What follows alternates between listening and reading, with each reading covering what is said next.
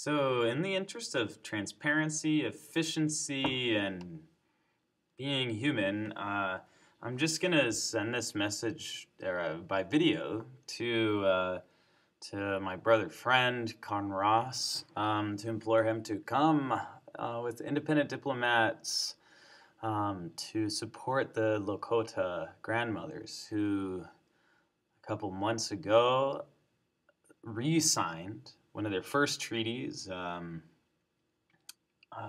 Oglala Sioux, I believe it was with, as an intertribal or international treaty, 150-year anniversary of it, and they re-signed it within this year.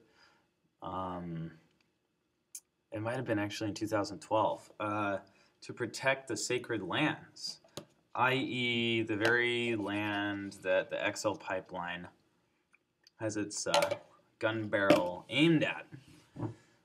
So I wanted to express that to you, and I also wanted to talk to you more directly about the Intertribal Nation and work with Chief Standing Bear. On the International Day of Action for Idle No More, I and Ben Sheik and Mark Perry, both of them are incredible historians and men of the Mennonite Church, who've worked heavily with the First Nations and Indigenous of the United States.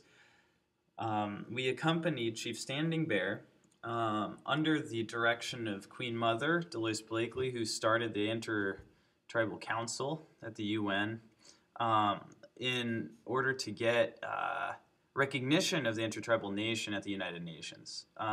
He was grievously disrespected. But he has recognized a number of other tribes. Chief Standing Bear. I mean, there's things there in terms of like intertribal dynamics and people questioning his authority and his bloodline. But that usually happens. I have not just assurance in that, but it seems to me like pretty clear that he's on his authority actually does come from a lineage of chiefs. He's got about 26 chiefs that he can directly point to in the past that are of his nation, and he wanted to make an intertribal nation that would welcome all the nations, that they would all work together, and it's internationally represented. He has about 61 nations that are represented in the Intertribal Nation. And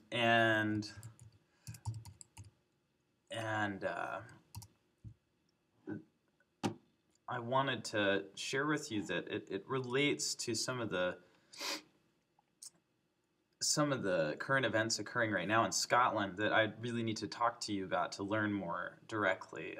But he's recognized the Albanish, or the Scotsman, as a part of the Intertribal Nation.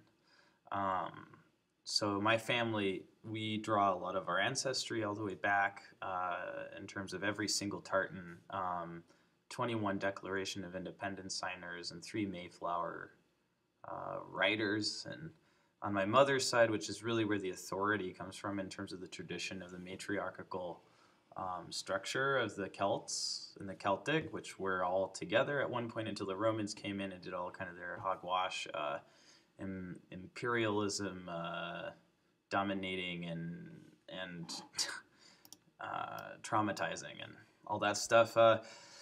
That I draw my lineage from my mother's side, which goes to the Kells, and our first ancestor here in the United States his name was Kells, or he went by Kale, just so he wouldn't, I don't know, something, you know.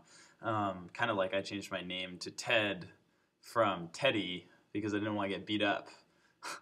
But anyway, yeah, he was an indentured servant. So there's a lot of history there, and Chief Standing Bear recognized this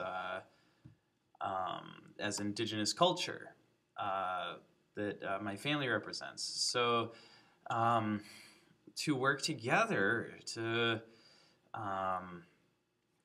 for intertribal and internation cooperation and unity would be really great. And I think that the Lakota Grandmothers event, which is happening just like now this week, is critical for that. So I'm going to keep this less than 6 minutes because that's our attention span these days. But now it's in the interwebs. Oh. Yeah, I gotta get a haircut, whatever, you know. I just helped out back over at Bard. Bard is a interesting historic space. This is also a place where Bard, who is the PhD Dr. Bard, treated George Washington for pneumonia and cured him of pneumonia. So did some stuff at the garden here. Maybe I'll go over 6 minutes just having this weird online conversation with you, but it's way better than email, dude, like and a little less professional, but nobody reads emails, right? Am I right? Hey. So that would be really great to see you or to see any of the independent diplomats. Global Revolution will be doing some live streaming. Matt Hubbard. Sorry, Matt, if I'm messing up your name. There'll be some good presence there, but the treaty that the grandmothers have signed is literally like spiritually and physically some of the most great strongholds and defenses to stop the petroleum industry from wrecking more. And things are getting so complicated. So, like, if we work together as the Iroquois elders told the founders of the United States, or the founding revolutionaries, that you will accomplish nothing if you're not united, please to come. Also that we really start to get off of these online systems. They're deeply corrupting of true human physical unity. Make it very difficult to organize. So, all right, this is going to get too long if I'm not careful. So God bless you, brother. I can't wait to see you. I miss you. I hope all is good. And God save the Queen, and respect to the crown in as much as it follows the bounds of justice.